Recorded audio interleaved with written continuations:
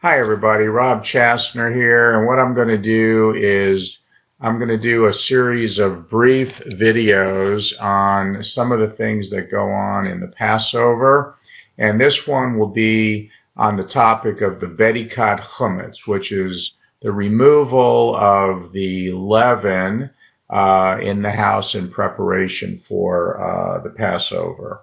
And so we know that this is a tradition. This is something that was commanded by God to cleanse your house of all leaven.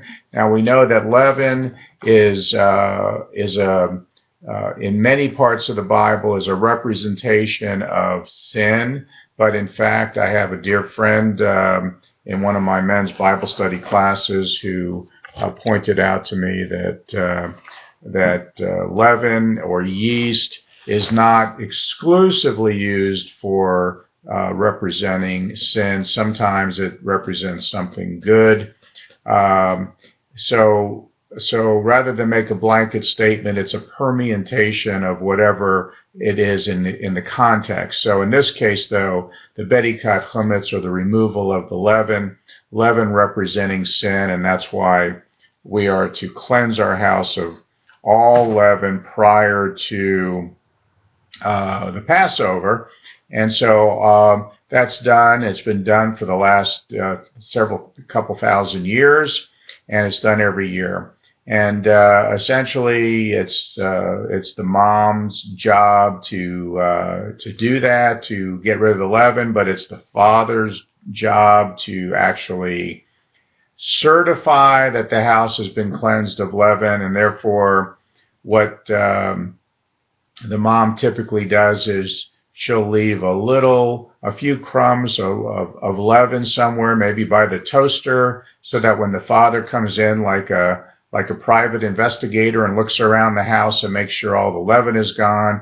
And they have this little tradition where they use a wooden spoon and a feather, like a feather from a bird, and the last little bit of leaven will be brushed into the spoon, and then it's all wrapped in a white linen. And I believe the white linen is a representation of when you're going to bury something like a body dressed in a white shroud.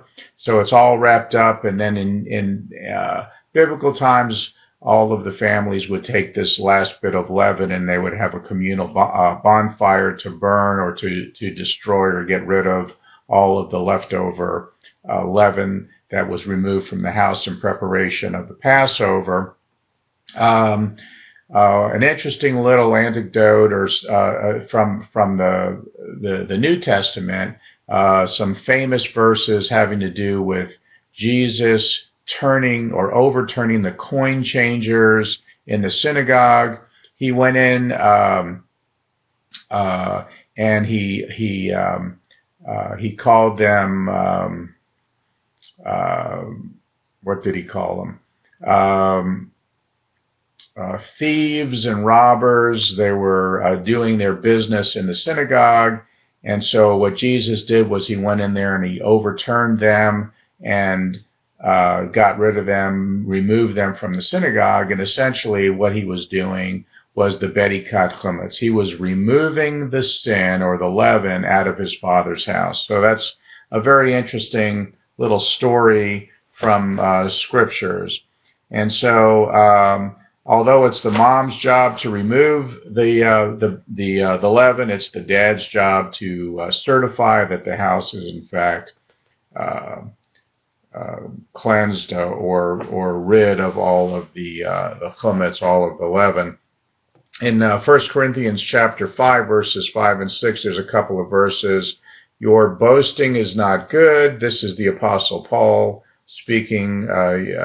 Don't you know that a little yeast works through the whole batch of dough? Get rid of the old yeast, that you may be a new batch without yeast, as you really are. For Christ, our Passover lamb, has been sacrificed. Now, you know, from my Jewish background, I have to say that the word Christ is not a name. Christ is a title.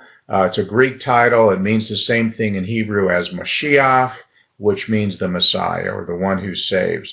Therefore, let us keep the festival not with the old yeast, but the yeast of malice and wickedness, but the bread without yeast, the bread of sincerity and truth. So there's just a little couple of verses having to do with leaven and it being